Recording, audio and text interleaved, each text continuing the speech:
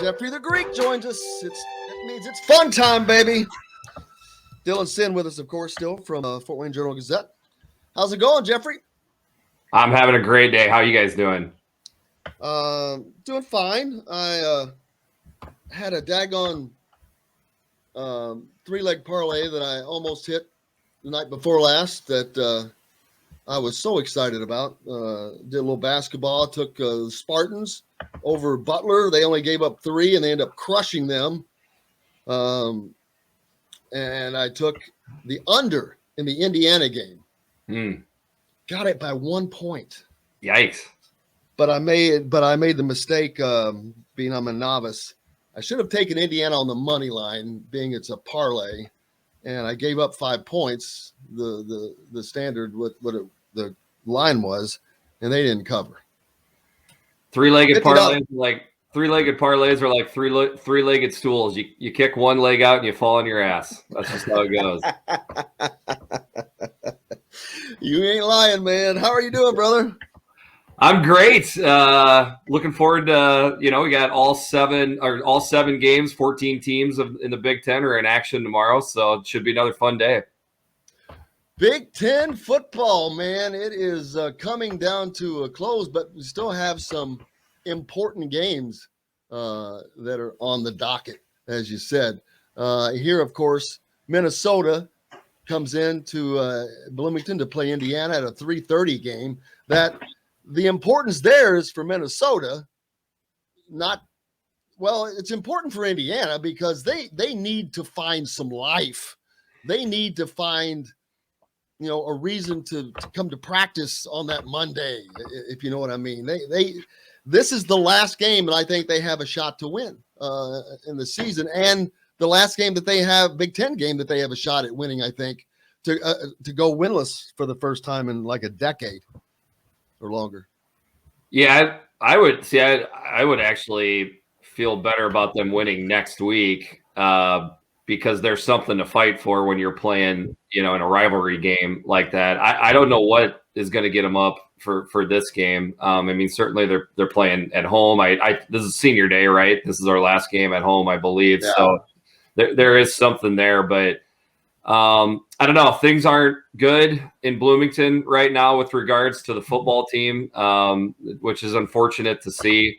We talked on the podcast if Leo love each other has turned into Leo loathe each other in Bloomington. We're hearing rumors about there's an illness going through the football team. And then it's just kind of sometimes, it's just a bunch of bad things that happen at once where you got high expectations to start the year, injuries and some bad luck kind of mixed in with, maybe not as much tradition and fan apathy. And it just all has kind of combined together to be a really tough year for the Hoosiers. Yeah, it has. And we'll see how Saturday's game turns out. There's really no reason to beat the drum on that one. But some other Big Ten games that we can look at. Nebraska travels to number 15, Wisconsin. I don't know what to say. Nebraska is without their entire offensive coaching staff, basically, traveling up to play at Wisconsin. That's not going to be an enjoyable experience, I wouldn't think, for the Cornhuskers. So it's not showing me the spread on this game for some reason. But yeah, it's right around. It should be about 9 right now. But Nebraska they've been game all year at least. They've fought and they've tried to compete. I guess you'd say. They haven't been blown out in any of their games this year, right? It's been, they've lost most of them, but they haven't ever been blown out, even against some of the teams they played that are really, really good. Yeah, they. I think the record for one-score losses in a season is, I believe, 7. And I think they're sitting at 6 one-score losses right now with 2 to go. So they could technically get a record that they don't want to get. Last week, or not last week, last time they played, which was Ohio State, they were idle last week. That was their first more than one score loss, and that's versus obviously a very deadly Ohio State team, but that was only by 9 points. So this line started higher. It was 10.5. It got all the way down to 8 in some spots, and now it's back up to 9. So it's danced all around. I mean, I got a lot of things going through my head in this game, which is in Wisconsin's favor. It's just that Nebraska offensive line going against that Nebraska offensive line going against the Wisconsin front seven. That would give me a panic attack if I was a Nebraska fan. But on the other side, Nebraska's defense has been really good at limiting opposing teams' rushing attack. And that's the way to slow down Wisconsin, obviously, is if you can put the game in Graham Mertz's hand and put some pressure on him. That typically has been good for the opposing team. So I can really see this game going both ways, and that it's a tight game, and then taking the points. But in the end, like, there's more to like about Wisconsin. They have a ton of momentum going into this game. So I've got Wisconsin covering this, but I've only got it 23-13. So I don't love it. No, you don't. And some of these games at this time of year are for teams that they know where they are. They may approach games differently. This next game I'm looking at. This could be. Is this a trap game? Michigan at Maryland. Yeah, Maryland. That's how they're always the trap team. Iowa on Friday night playing Maryland. That was a tough spot. Michigan State playing them last week. Before playing Ohio State, that was a trap game, and now Michigan has them in kind of a trap spot. So I can see it. And to be a trap team, you have to be a team that's not highly ranked, but yet have the talent to pull off the upset, kind of like Purdue and now Maryland. It's there, but man, khaki pants in these type of games. You would think before Ohio State that he would have a bad record, but he typically overperforms in these games where he not only beats the team, but he covers easily. And then on top of that, when Maryland loses games, they don't just lose them, they lose them spectacularly, especially when they're going against good opponents. So I've got Michigan covering this spread this week, but again, not by much. I feel like Vegas is absolutely dialed into these lines for the most part this week.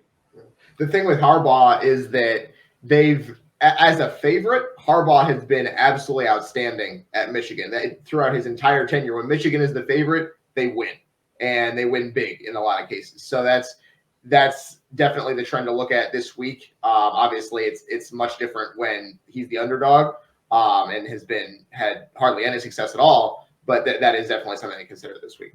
Yep, absolutely. Let's see. Who did you take in that one? I got Michigan. I got Michigan covering in that one. I've got 34-17. I mean, that's that's a 15-point line. I mean, that's only a 2-point cover. I haven't seen it on my app that I'm looking at. What is? Oh, there we go. I've got them at they're 15.5. Unfortunately, my favorite play this week is Minnesota covering the 7.5. That doesn't shock me. I mean, how could you not? I mean, Minnesota had a tough loss last week versus Iowa for the Pig, and then they play Wisconsin next week. So this is a sandwich game. I understand that they could be, a little flat, but I think they want to win. I think they want some momentum before they play Wisconsin. This is not a team that is gonna, think they're just gonna be able to skate by it. And on top of that, they just got a monstrous O-line and rushing attack that I think can lean on Indiana pretty bad. And then on top of it, Minnesota's defense is, I believe, 8th in the country in total defense. Like, it's the sneakiest good defense that people doesn't know about. So the under looks pretty good to me, but I would say Minnesota, covering the 7.5 is the best. What is the under in that? I have got, this was a couple days ago, but I think it was at 43. My guess is it's probably come down a little bit, but it should be right around 42, 43. I gotta keep. I wish you could. I'm on the app that I'm on. I wish I could separate it by conference, but I know. cannot do that. I know they don't let you do it on any. I don't know why. Drives me insane. But I'll tell you another that you talked about that in Nebraska, Wisconsin. On mine, it's a 9. It's only a 9. Okay. And the over under is 43. And I'm like, really? I mean, that's surely that's the respect Wisconsin's defense is getting right now. If not for the behemoth that is Georgia, most people I would think would consider Wisconsin the best defense in the country. Man, so you don't think that in the Nebraska-Wisconsin game that those two teams, as much points as Wisconsin has put on the board, and Nebraska's been playing okay, I mean, that's only 21.5 points per team. It's been a wonderful year in the Big Ten this year with these defenses and mediocre quarterback play and offenses, to put it nicely. I mean, this week, 7 games, I picked 6 unders. Every week I sit down to predict. I'm like, okay, this is going to be the week where my totals are going to go over, but they're either right at it or under every time. And there's a chance. I will say Nebraska has had success in the past moving the ball against Wisconsin's defense better than most teams in the Big Ten. But I just feel like I'm not 100% sure how confident how confident Adrian Martina is for health wise.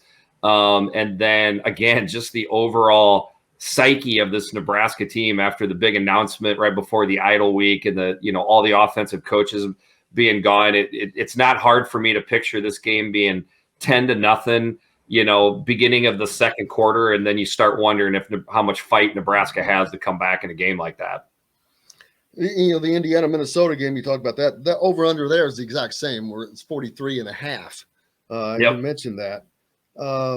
But in the Nebraska-Wisconsin game, I'm counting on both of those teams to score. I don't know that you can count on Indiana to score in this game. And you would then have to count on, like you did last week, Rutgers to do all of the scoring. So how does that over-under look in that Indiana-Minnesota game to you?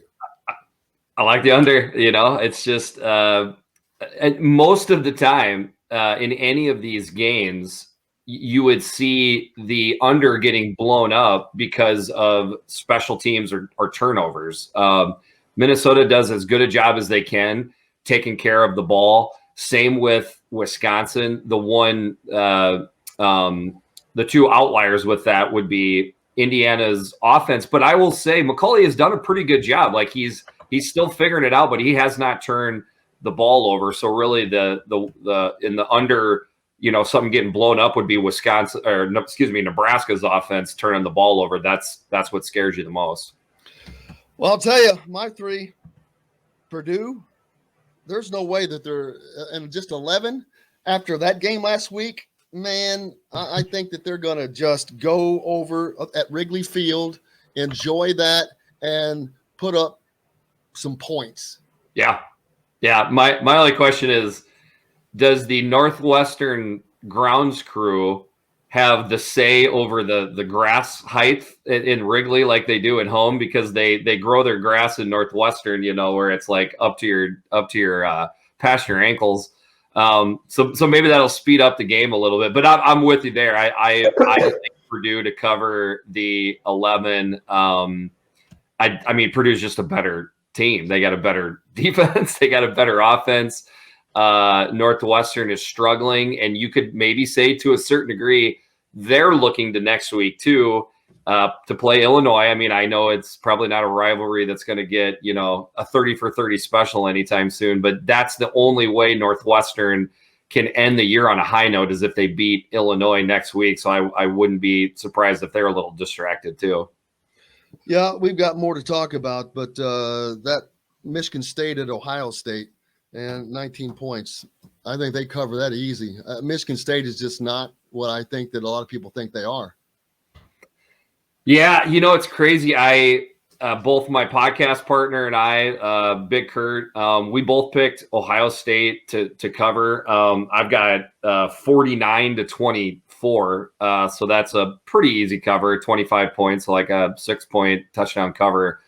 But man, I've read a lot and listened to a lot of podcasts, and a lot of people are on Sparty.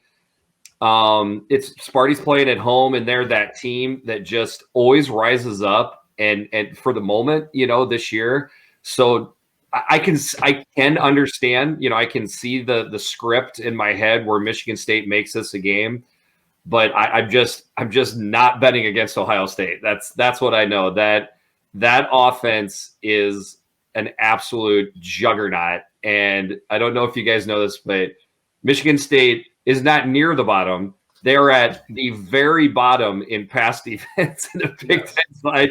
Like, I keep picturing taking Michigan State in the points, and Ohio State has, 300 yards passing at halftime, and you say to yourself, why in the bleep did I take Michigan State and the points here going against this passing attack? I can't get that out of my head.